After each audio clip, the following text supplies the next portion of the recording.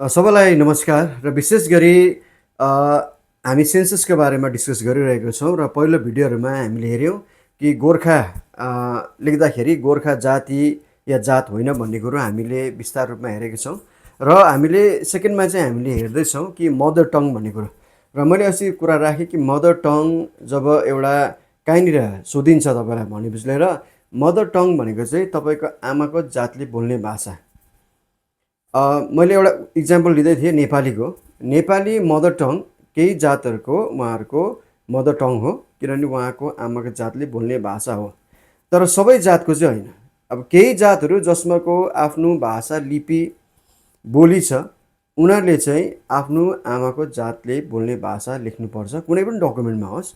Mother टङको कुरो त्यो हुन्छ। अब त्यसमा टङहरू पुरा छ नि त, होइन? अब त्यहाँ फादर टङ छ, रिजनल टङ छ, नेसनल टङ छ, लोकल टङ छ। टङ भनेको चाहिँ ल्याङ्ग्वेज, यस्तो धेरै धेरै टङहरू छ। तर त्यसमा चाहिँ स्पेसिफिक के सोधेको हुन्छ भन्दा चाहिँ मदर टङ र सेन्ससमा चाहिँ यही कुरो, यदि मदर टङ त्यहाँनिर छ भनेर चाहिँ त्यहाँनिर के लेख्नु पऱ्यो? आफ्नो आमाको जातले बोल्ने भाषा। त्यो चाहिँ त्यसको मेन यसको पर्पस त्यो हुन्छ, नभए त्यहाँ किन राख्नु? त्यहाँ राख्ने कामै छैन नि। लिङ्गा फ्राङ्का भनेर तपाईँ बोलचालको भाषा भनेर लेखेको छ भने सबैले नेपाली लेख्नु पऱ्यो, त्यो हाम्रो बोलचालको भाषा हो नि त। तर मदर टङ छ भने लिएर अहिले त प्रायः मान्छे पढेको छ नि त, मदर टङ छ भने लिएर चाहिँ त्यहाँ आफ्नो आमाको जातले बोल्ने भाषा लेख्नुपर्ने हुँदछ। त्यो डकुमेन्टले त्यो डिमान्ड गर्छ। र हामीले अस्ति पनि हेऱ्यौँ ज्वलन्त उदाहरण के छ भनेर चाहिँ 11 जातिले यहाँनिर सेड्युल ट्राइब माग्दैछ। यो मागे कति भयो? धेरै वर्ष भयो नि, वर्ष भयो। अनि सिक्किममा 12 जातिले माग्दैछ भनेपछि लिएर हामीले सेड्युल ट्राइब चाहिँ माग्दैछौँ, तर हाम्रो मदर टङ चाहिँ सेन्ससमा चाहिँ हामीले नेपाली लेख्यो भने के त्यो माग जायज हुन्छ र? त्यो माग जायज हुँदैन नि। यहाँबाट नि हेर्नु पऱ्यो। यो मैले उल्टा कुरा गरेको होइन है, यो चाहिँ सुल्टा कुरो हो। सेड्युल ट्राइब माग्दाखेरि लिएर मेन कुरो के हुन्छ? धेरै क्राइटेरियामा भाषा एउटा मेन क्राइटेरिया हो नि त। त्यो संस्कृतिको एउटा के हो? त्यो धरातल हो। भाषामै सबै कुरो यहाँ बनिएको हुन्छ। भाषाले गर्दा कल्चर हुन्छ, भाषाले गर्दा बोली हुन्छ, ग्रामर हुन्छ, स्क्रिप्ट हुन्छ, लेखाइ हुन्छ, साहित्य हुन्छ, होइन? अनि त्यो भाषा चाहिँ के हो? उसको मदर टङ। सेड्युल ट्राइबमा चाहिँ उसको मदर टङ छ कि छैन? अब सेड्युल ट्राइब चाहिँ माग्दैछ, भाषा चाहिँ फेरि अर्कोपट्टि लेखेर हुँदैन नि त, होइन? राईले सेड्युल ट्राइब माग्दैछ, भुजेलले सेड्युल ट्राइब माग्दैछ, प्रधानले सेड्युल ट्राइब माग्दैछ। धेरै छ नि त, 11 जना अब जाति सम्झिनुहोस्, उनीहरूले के माग्दैछ?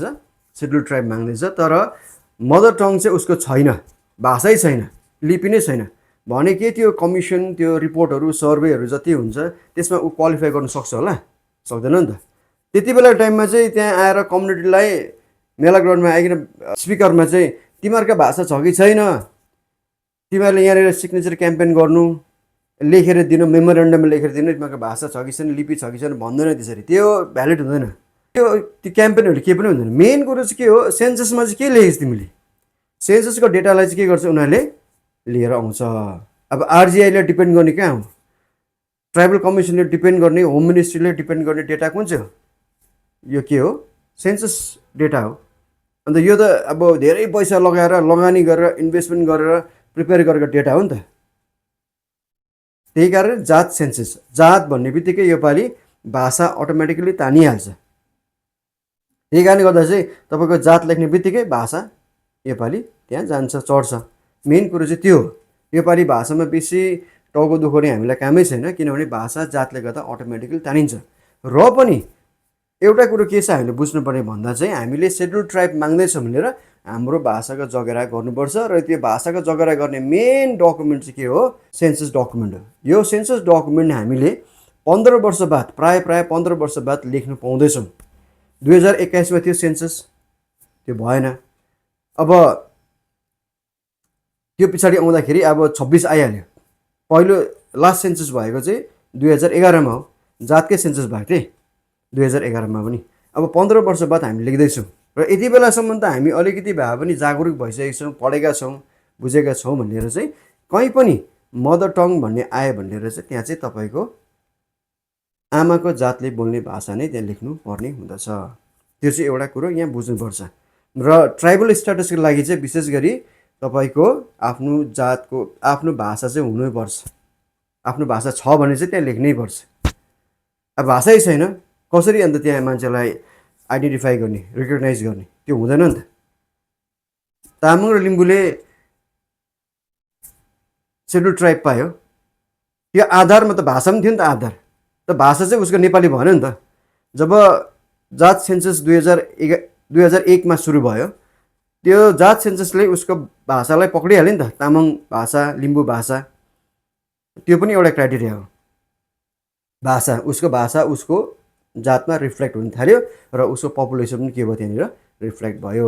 र यो तपाईँको जनमत, तपाईँ पपुलेसन कति छ भनेर आइडेन्टिफाई गर्नलाई चाहिँ योपालि जातको सेन्सस भएको। जातका मान्छे कति रहेछ। अब कास्ट सेन्सस के हो त्यो बुझ्नु पऱ्यो नि त।